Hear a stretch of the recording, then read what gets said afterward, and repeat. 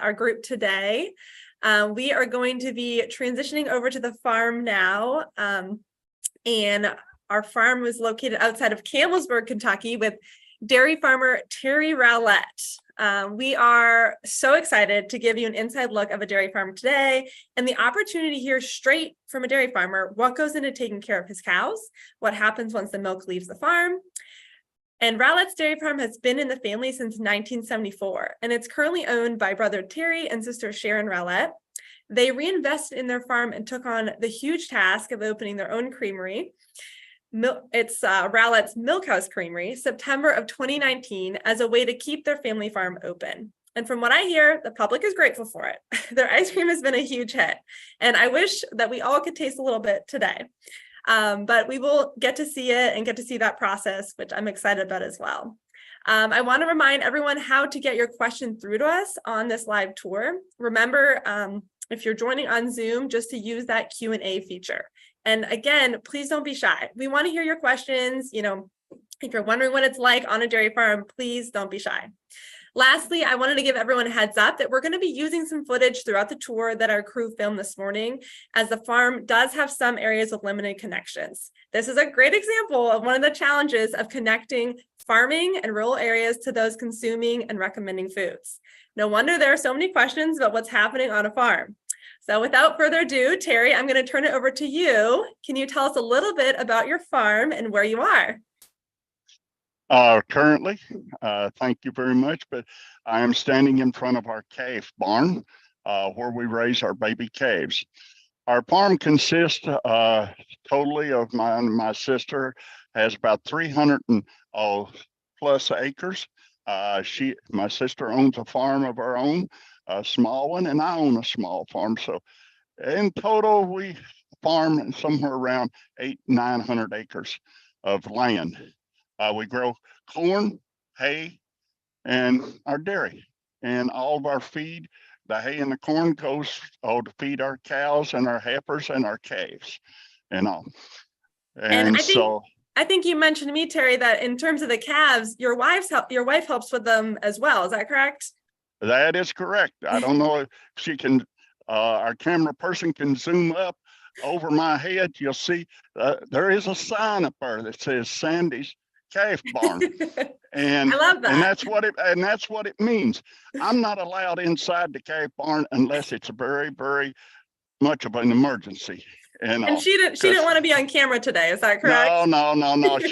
She said she doesn't like to be videoed or anything like that. Now if you come, she'll talk to you all day about raising baby calves. I love that. Can you give us just a little synopsis on kind of what their first few weeks of life look like? Yes, real quickly. The calves are born in a maternity pen. They're left with their mother for approximately 24 to 48 hours. And within the first half hour the calf is born, we give them a package of colostrum, that we call it. It is an artificial, it's dried colostrum is what it is. It's not artificial, but it's dried. We mix it up. That saves us from in the middle of the night having to take a cow down to the milking parlor and milk her out to get some colostrum to give to the baby calf. The colostrum has the antibodies in it and so forth to get a calf off to a great start. After about 2 days or so, we bring the baby calf down to this facility behind me, and we take and put the calf in there. And with that, my wife and her helper takes and puts water and grain mix in front of them immediately. Whether they eat it or not, they don't.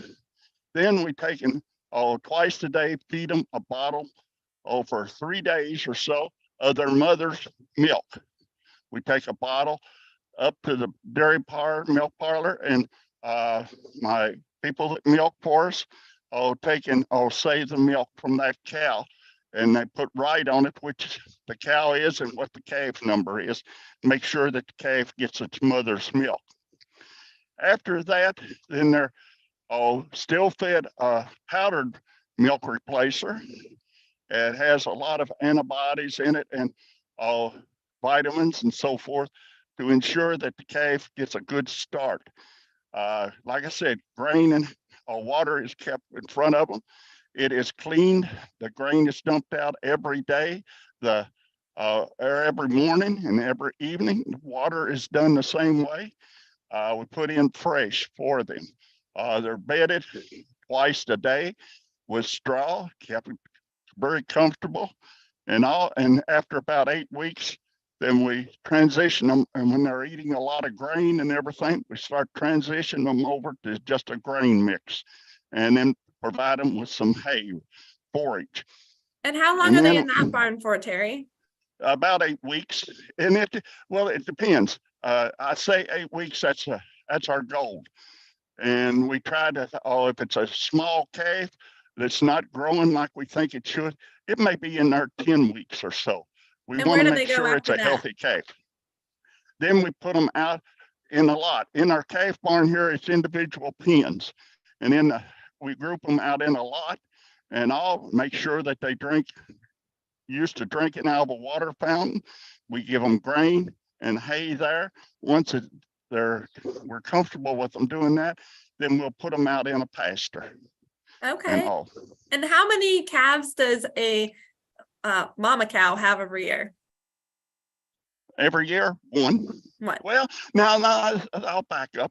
Occasionally we get lucky and we'll have a set of twins, and we have had triplets a time or two. You've had triplets before? Yes. Oh my gosh. And there's something unique about twins. Is it that I've learned, what's unique about when a cow has twins? Well, it's hard on the cow. I'll be honest with you. It's just like a person that has twins. You've got to make sure they've had the proper nutrition and all the cow has in order to be able to handle all the twins and the birthing process. I can imagine. I can imagine. Well, much like a fragile newborn baby, you can see that the calf health and how the calves are cared for is really similar. And that is a huge priority for dairy farmers, is making sure their calves are raised appropriately so that they can be healthy for the rest of their life. Next, we're going to move on to the milking parlor, which is where the cows are milked every day, twice a day. So on our way there, it's a little bit of a walk. So we want to hear from you. We're going to do a little poll. Started off with a fun poll. And what is your favorite dairy food?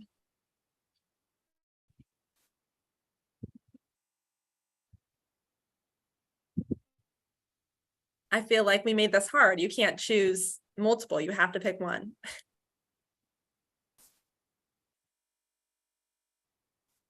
I love to see what everyone's favorite dairy food is. I always think that's a fun way to start a conversation when we're taking people out to a dairy farm. Okay, we have cheese. 29% of attendees put cheese. Next up is milk. And then milk and yogurt are tied at 24%. So I'm surprised. Ice cream is fourth. Ice cream, I think, would have to be mine. I did want to acknowledge that not everyone can enjoy dairy foods carefree. Lactose intolerance can be a major barrier to consuming dairy foods for some people. And it's something that we talk a lot about in the Southeast because of our population demographic. So while we make our way to the next stop, I wanted to show this graphic and talk a little bit about it. I think it's an interesting way to see the varying lactose amounts in dairy foods. You can see all the way at 0 grams, we have lactose-free milk. It's important to note that that is just as nutritious as traditional milk. And then you can see how varying lactose amounts different dairy foods have. It looks like we have made it to our next stop. So Terry, can you talk to us a little bit about what the milking process is like? I think we are in the tank room. Is that correct? Yes, we are in what we call our milk room here. This is where the milk is stored after it's coming from the cows. And so it's brought in through pipeline, glass line, filtered, runs through a filter, and then into our tank. This tank will hold 1,500 gallons in all. Granted, with the amount of cows we're milking now, we do not fill this tank. Previously, we used to milk 120 head, and so we could fill the tank easily then. But now we're only milking about 50 or 60 due to the economics and everything. So we're we're not filling it, but So it for you, cools it cools it down to about 38 degrees and holds it there till the milk truck comes and picks it up. and how often does the milk truck come and pick it up? The milk truck comes every other day. We'll Okay. have 4 milkings. Do you know where your I- milk goes to be sold? Yes, we market our milk through a co-op, and then they sell it to different processors. And our milk though goes to the Kroger plant at Winchester, Kentucky. Okay, so Kroger milk. That's great. And what do you have to keep in mind in the tank room? Like, what are you monitoring there and managing? Well, in here we have to monitor the temperature of the tank and all what the temperature is of the milk. And then also, when the milk truck comes, we have to take and wash the tank, have to make sure it's washed and cleaned properly. And then also here in the milk room is all the washing mechanism for the pipeline, for the parlor too.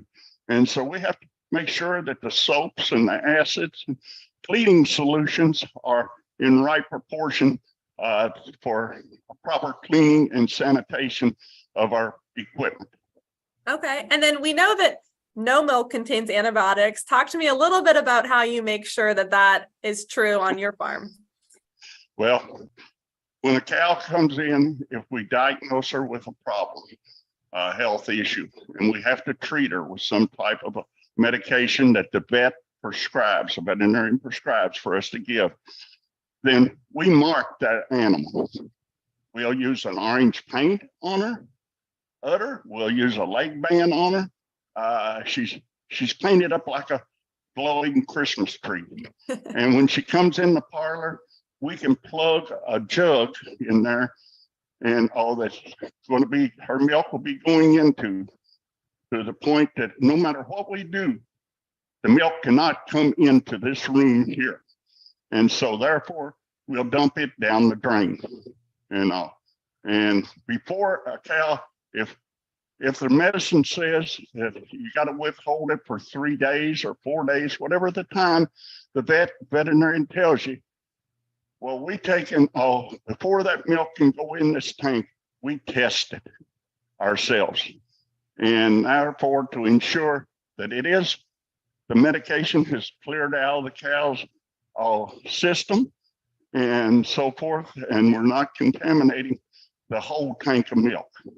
And then before the milk truck comes every other day, we take a sample of our milk out of the tank and we test it, because we just don't want to know, for lack of better words, that there is human error For sure. happen. So it's tested multiple times before it gets to the grocery store. Yes. When it gets to the plant, they'll test it when it gets there. Mm-hmm. And then I don't know how many times they test it. But anyhow, milk is one of the most highly tested foods that there is. Mm-hmm. And I started to say dairy foods, but other foods. Yeah. Milk is tested numerous times to ensure that there is no antibiotics in it and none has slipped through. Yeah. And I always share that. I think as a dietitian, when you're talking with patients and clients about labels, a lot of the confusion comes there, because if you pick up one dairy food, it might say does not contain antibiotics, and then one may not say that, but that doesn't mean it doesn't. It just didn't put that on their label. So I think a lot of confusion comes from that. So let's make our way over to the milking parlor so we can check out that and see how you milk the cows. Okay. Here in the milking parlor, our cows are coming into the back end of the parlor, and therefore they're coming in. And once they come in there, we'll take and spray them with a iodine sanitation cleaner, and we'll wipe off all the dirt, the sand, or so forth off of them, and then spray them with that. And we'll prep all 4 cows on that one side, like that. And we'll check them too to see that their udder is still soft and pliable, and that something hadn't happened during the day. after they're done that, we go back and we dry them off, wipe them off good, use individual towels on each cow and take and wipe them off and dry them off to ensure that we get all the iodine and the cleaning solution off of the udder and off the ends of teats and all. But after that is done, then the milking units are attached to the udder, and the milk will start flowing into the weigh jars. And once they're finished doing that, then the milking, we have automatic takeoffs there that after a flow of milk has ceased to a certain point, then they automatically detach, come off of the cows, and therefore they're not over milked and cause more infection or something. Now, do different cows produce different amounts of milk? Yes. We have cows that's given late in their lactation 20 pounds of milk, milking. And then we have other cows early in their lactation that could be given upward to close to 100 pounds of milk. And so it all depends on a little bit on their genetics. And all that we breed our cows, try to for butter fat and production. If we got a cow that's got weak legs in the rear or weak udder, we try to breed her to strengthen that. Her offspring will have a better udder and better legs. And what else affects, so you mentioned genetics, what else can affect milk production? Does nutrition play a role at all? And the nutrition plays a big role in it. Nutrition plays a big role. We have a nutritionist who comes to the farm and tests our forage, which you'll see here shortly up here where we get up to the silo in the feed shed. Okay. And we'll talk more about that up there. And I don't know if we mentioned, but how many times a day and for how long do the cows typically get milked? We milk them twice a day, and all morning we start up a morning milking at 5 a.m. and in the evening at 4 p.m. And the process of milking our 50 to 60 cows takes somewhere around an hour and a half to an hour and 45 minutes. So it's less than like 10 minutes per cow? Oh, yes. Yeah. Yes. Okay. Naturally, the more milk the cow gives, sometimes the longer it takes to milk her too. Yeah. I always think of dairy farmers on Christmas morning because they're still milking the cows, every single day. It never stops. The cows, unfortunately, the cows don't get a holiday off. And so therefore we don't either because they have to be milked. Mm-hmm. So we're going to head on to the next stop, but you can see that sustainable farming practice look different on all farms, but one of the simplest ways dairy farmers practice sustainability is by focusing on that efficiency. So if we can make the same amount of milk or more milk with less cows, that creates less impact on the environment. So optimizing their breeding, like Terry was talking about, prioritizing cow care, which we'll see upcoming, and then optimizing their diet, which we're going to see next, are all ways that dairy farmers are helping to produce increase efficiency on their farm. We're headed to the cow's kitchen. On our way there, we're going to do another Zoom poll. We want to hear from you again. So we're going to put that up. So let us know what you think. What percentage of the United States greenhouse gases does dairy contribute?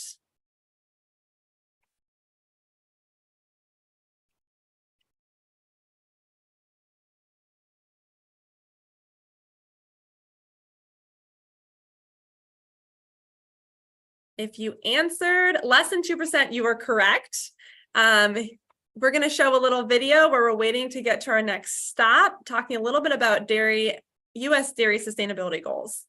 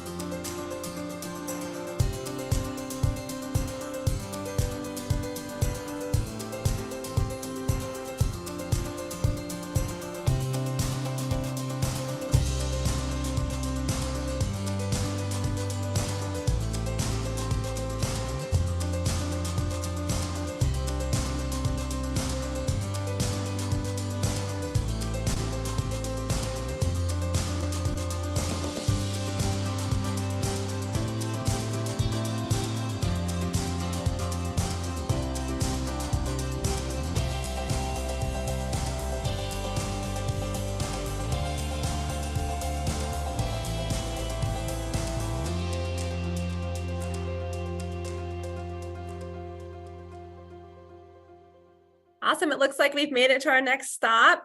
Terry, can you tell us where we are? Feed shed, and the freestall barn. And this is where we store our corn silage in the upright silos. We have two of them here. They're both 20 feet in diameter, and one of them is 60 foot tall. One is 50 foot tall. And they'll hold in the neighborhood of 500-600 pounds of corn silage and all. And when we talk about corn silage, we're in the process of chopping and filling the silos right now. And I'm just going to show you what's going up in the silo and all right now. This is our corn silage. Got grain in it and the whole corn stalk. And it goes into the silo and it kind of ferments a little bit. And therefore it takes is good feed for the cows and all. And so we can walk in. And you grow that, right, Terry? Yes, we grow about 100 acres of corn here. And all of it is put into the silage silo and to be fed to our cows. And here in this room here is this blue machine here is what we call our TMR mixer, total mix ration. We take that and we dump our silage in there through the conveyors out of the silos and all. We put it in there. Then we put our grain mix in, and then we put our hay. We chop up hay and put in there. And so I believe you have some video of that process being taken place. But then it all just mixes it all up. And then we run it out on the conveyor. As I stated earlier, I'm sorry, go ahead. Well, I was just no, you keep going and then I'll ask my question. Okay, then as I stated earlier, we have a nutritionist to come and they take a sample of our corn silage, they take a sample of our hay, and then of course, we formulate the grain mix to what they say that we need to balance a ration to have about a 17-18% protein ration for our cows. Granted, they're fed here free choice, and we have Holsteins and we have Jerseys. Some people said, well, your little Jerseys, they get pushed out by the big old Holsteins. Wrong, you need to be here sometime. These little Jerseys, they can handle their self very well with our big cows, and they get their part of the feed and all. And some of our highest producers are our Jerseys. But anyhow, we run it out. We feed here twice a day, and our ration is balanced on feeding twice a day. And this is where they get all their feed, other than they go out in the pasture, lay out in the fields, and eat some grass. And we keep bales of hay out there for them too. And all that, if they want to munch on it, they can. And what about in that grain mixture, Terry? Are there any byproducts that are used? Well, yes. I can't tell you exactly what our feed company puts in. Like they put cottonseed hulls, soy hulls, and some byproducts and all, but we rely on them to take into formulate the mix according to what our nutritionist says is the best and least cost for us. That makes sense. And what about how do you have any way of tracking how much the cows are eating every day, or do you just this mixer behind us, it has scales on it. Therefore, we know how much hay we put in it, and we know how much grain mix we put in, and how much corn silage. And we put it in according to what the ration calls for from the nutritionist. So just like dietitians are calculating protein needs and total calorie needs, the cows kind of have their own dietitian that does that for them. Yes. And it's just like the ladies that are on here.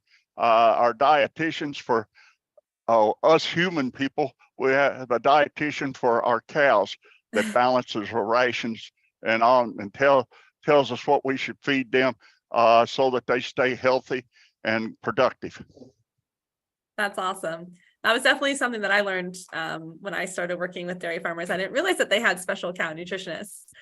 So we'll head on over to our next stop, but up to 1/3 of a dairy cow's diet on some farms come from byproducts. So think almond hulls, distillers grains. Terry mentioned cottonseed, and even like soybean hulls. So think about, when you're making a t-shirt, what's left over, dairy cows can actually use that and turn that into milk. Or if you're enjoying a beer, what's used to make that, the leftover can go on to feed dairy cows that then turn that into milk. And as a dietitian, I love to think about that process that dairy cows can take foods and nutrients that humans can't use and turn it into a product that we can use, and a product like milk that has 13 essential nutrients, including 8 grams of high quality protein. So our last stop on the farm before we head back to the creamery is the freestall barn. So tell us about what happens here, Terry, and what you have to manage and how you keep the cows comfortable. Here in this barn here, the cows have access 24/7 to come in and to lay in individual stalls in here and to rest. And we keep water here in front of them at all times, or available for them at all times here at the freestall facility, and then out in the pasture also. And I just noticed when we were in the feed shed, we have a lot of cows coming in for water now. But the cows can come in and lay as they please and all. We have fans in there in the summertime that blow air on them, and they enjoy it. There's sand in there for them to lay on, and so they get to go to the beach, or have the opportunity to go to the beach and lay on the sand every day. And I, as a dairy farmer, don't have that opportunity unless I want to go in there and lay with one of the cows. What about, tell me, so you said they have 24/7 access to the barn, but where? I don't see a lot of cows. So are they typically in the pasture? Yes. On beautiful days like we have here today, and all with plenty of sunshine and all, a lot of the cattle, they all go out in the pasture. They love to lay out we have rolling land. By that I mean we don't have hills, but we have rolling. It's not flat. They love to lay on the western side of the slope and let the sun hit them. And in other words, they go out and they get to sunbathe and all. I love that. And I see you mentioned earlier you have a Jersey type of cow and then kind of the more traditional black and white Holstein. Can you tell everyone kind of the differences between those two cows and why did you get Jerseys when you opened your creamery? Yes, we did not have Jerseys prior to building our creamery. A Jersey cow has a higher butter fat and protein content and all in her milk, and which we strive for to have in the production of our cheese and so our products at the creamery. And theirs is higher than it is in the I have a motion for my worker to go ahead and unload the silage if he wanted to. I don't know how bad noise would be, but anyhow, they take in the Holsteins. They have a good production, but the Holsteins doesn't have the high butter fat and protein content that the Jerseys have, and it's just by natural breed. And all that is one of the characteristics of a Jersey cow. So that's part of your business decision, is kind of diversifying your herd, it sounds like, when you open the creamery. Yes. We diversified. We bought a couple of very small herds of Jerseys that the people were selling out, and we got some good cows, fortunately, from them. And now we're raising our replacements, and we love the Jerseys. Yeah. And we kind of call them our little deers when they're very little. That's cute. What about one thing we didn't talk about, and then let's move on to our next stop is what do you do with all the manure? All the manure, we can walk right down here real quick, and show our manure is scraped, our alleyways and everything. The concrete is scraped twice daily here, and pushed over into a manure pit that we have here, and it's getting full right now, and which is characteristic of this time of year. But we take take that and take us through the Soil Conservation Service, take a sample of it, and they send it off and bring us back a nutrition level of it, a nutrient level, I must say. And then we'll take and apply that out on our corn land, our pasture, and our hay land. And it helps us save a lot on fertilization cost. So we try to be as much environmentally helpful as we can by reapplying our byproducts back on the land to help cut cost. That makes sense to me. And I think that was another thing that I learned before I had been to a dairy farm, is that I didn't realize that there were these nutrient management plans, and that kind of, it was very strategic in how you're applying that manure to the fields as well. Yes, we have a nutrient management plan here, and we have a gentleman that comes on a yearly basis and checks everything. Okay, awesome.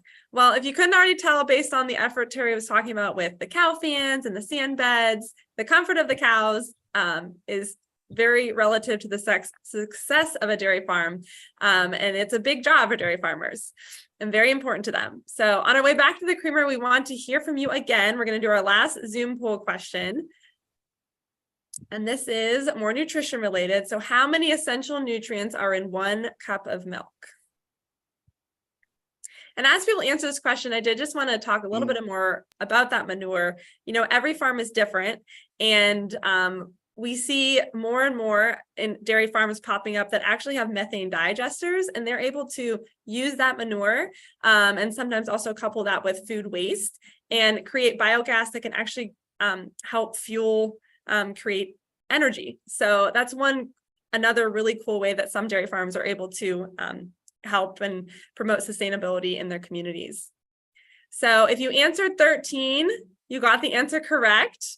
At the Dairy Alliance, we love to talk about all dairy foods, but especially milk, since most raw milk from our dairy farmers that reside in the Southeast get sold as milk at the grocery or in schools after being processed.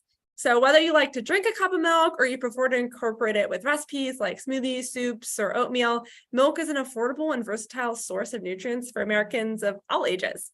In fact, it is the leading source of 3 nutrients of public health concern: calcium, vitamin D, and potassium for children 2 to 18 years, and is the leading food source of calcium and vitamin D for all Americans over the age of 2.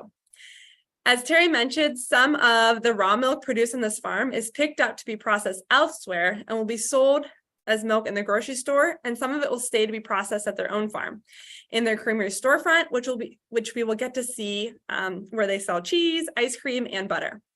So at our next stop, Terry's going to tell us all about how they make that happen. And I've got some questions that came in, and we're going to get to those at the end. We'll make sure we get those answered.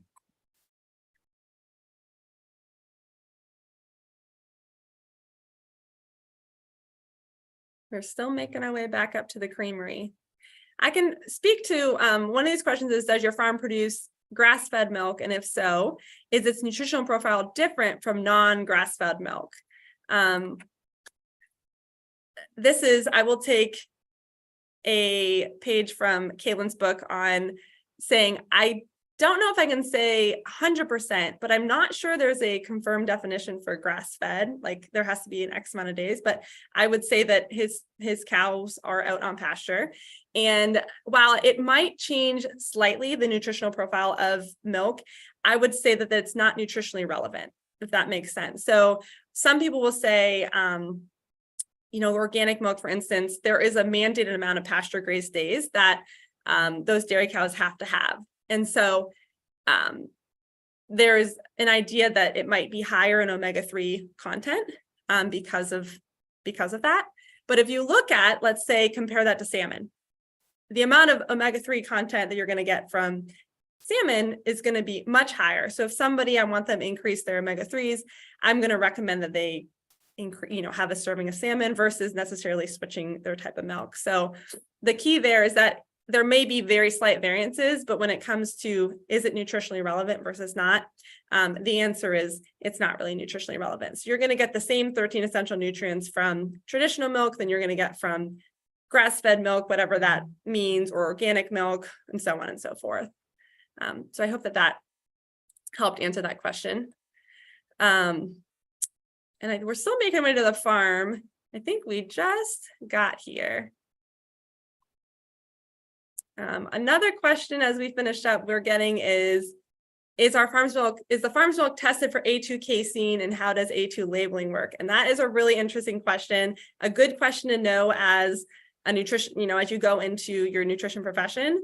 So I can ask Terry that, but some farms are testing for A2. Some farms are breeding for more A2 protein. And the difference there is that looks like we showed up at the farm, but I'll just finish my thought here. So the difference there is that it's the type of protein that you find in cow's milk. And so you can have A1 protein or A2 protein. And if you see in the grocery store, there's some milks that are labeled A2 milk, and that just means they only contain that A2 protein in them. And there's some anecdotal claims that people tolerate A2 milk better. And so on that thought, we will ask Terry that question. Terry, do you test for A2 protein in your milk? No, No. I do not. We have a dairy or two here in our county that does do that, and because they have show animals. But no, I do not test for that. Okay. Yeah, and I know that not all farms do, and there's not a lot of strong conclusive evidence to say one way or the other. So my recommendation when people ask me about it is, if you want to choose A2 milk, it's going to have the same 13 essential nutrients. So that's up to you, but traditional milk is great too. But that's the main difference between the A2 and your A1 milk. Okay, so we're at the creamery. Terry, talk to us a little bit about your creamery. What do you make here? What happens here? Okay, we'll walk inside here and back into the plant.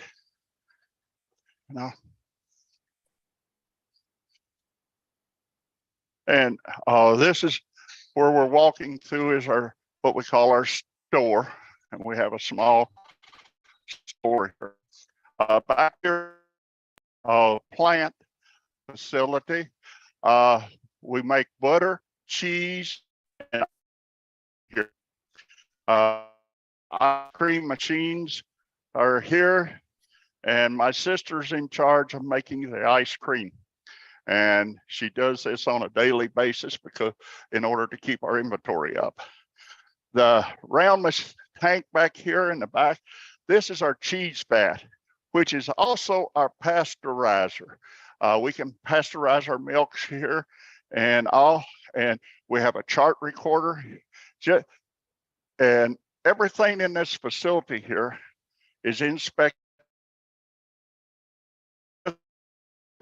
by Winchester, Kentucky, where my milk is inspected, the same inspectors and all. And also we talked about down there, the antibiotics in milk and so forth. I've got a certified lab I have to have here in order to test the milk when it comes up, when I bring it up here, and I have to show paperwork on a yearly basis on that. So we pasteurize it, then we cool it down, then we start adding our cultures and our rennet and so forth, and we make our cheese. I primarily make Colby cheddar and pepper jack cheese.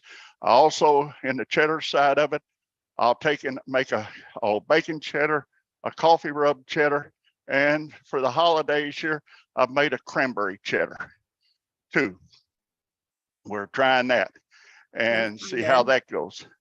I haven't got into the mozzarella, the Gouda yet, but understand I'd never made cheese before we opened this facility up in 2019.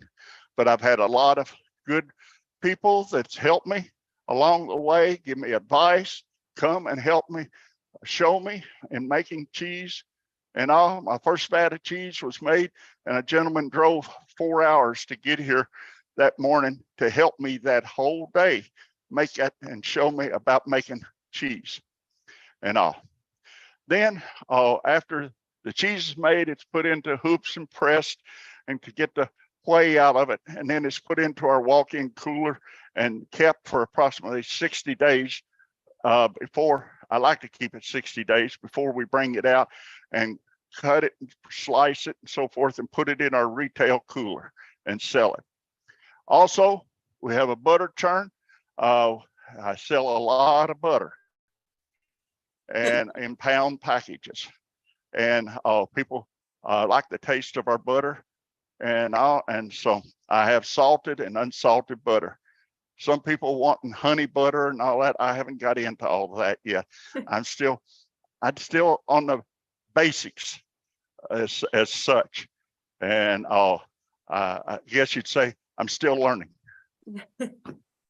Well, it sounds like I think it's crazy when you think about you're a dairy farmer, you're growing the crops, and you're also a cheese maker and a butter maker. That's pretty impressive, all these hats you wear. What about, we do have a question, and I can also speak to this, but I wanted to ask you, what's the difference between ultra pasteurized and vat pasteurized milk? So maybe you could talk about what kind of pasteurization do you do for the cheese, Terry? Our pasteurization is just bulk pasteurization. We heat the milk up to 150 degrees and have to hold it according to the chart back there on the wall for 30 minutes at 150 degrees. And if we don't do it for that length of time, it's not considered pasteurized milk. Sure. And then we cool it back down to the 90-degree level. Ultra pasteurization, you can correct me if I'm wrong, and I encourage people, if I'm wrong, to correct me. But ultra pasteurization is where it's done real quick, real fast, and at a high temperature. And we don't have that type of a facility, and the economics did not warrant us being able to do that. Sure. Yeah. So the different types of pasteurization really is just like Terry's mentioning, different temperatures and different lengths of time. So nutritionally, it doesn't, there isn't a significance, but taste wise, some people do say, different pasteurization might alter the taste a little bit. So it's really preference and taste wise, but that's really the big difference. And then other than that, and then you said Sharon does most of the ice cream making. Yes. Yeah. And my sister is a retired school administrator, principal, teacher, and she had never done anything like this either till we got into this. Can we see the storefront? Yeah, we can go back up and see the storefront. Yeah, let's see the storefront. All of our recipes for ice cream, we have made them ourselves. Come up with a base, vanilla base, and added the flavors and so forth. What is the most popular flavor? You have to ask my sister that question. What's the most popular flavor you got, Sharon? Banana. She says. I think that's one of my favorites too.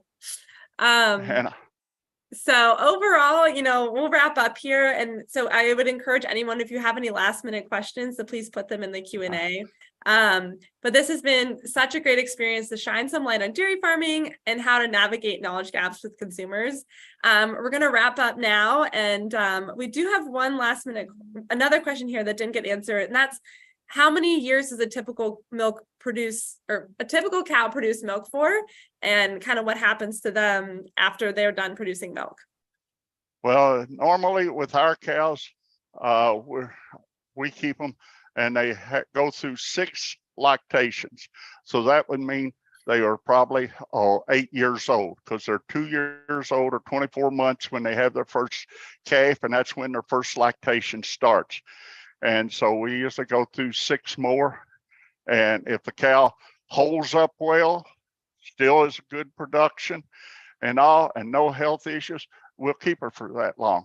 But if not, then we'll cull her out, and all because we have to look at profitability in our animals and all. We take them to a stockyard and market them there. And they'll go on and have another life, or they'll go on and serve another purpose and go for beef. That's right. Likely, right? That's right. Yeah. So they kind of milk and then they go for beef production. So if there's no more questions, but I don't see that there are, if you've ever seen my tours, my most favorite question to ask farmers is, what do you wish people knew about being a dairy farmer? What do I wish people knew about us being a dairy farmer? Yeah. That we as dairy farmers are very health conscious minded. A cow needs to be healthy because that is where our money comes from, through the production of milk. We have to be cognizant of her health and well-being and keep her comfortable. It's just like someone growing up a child.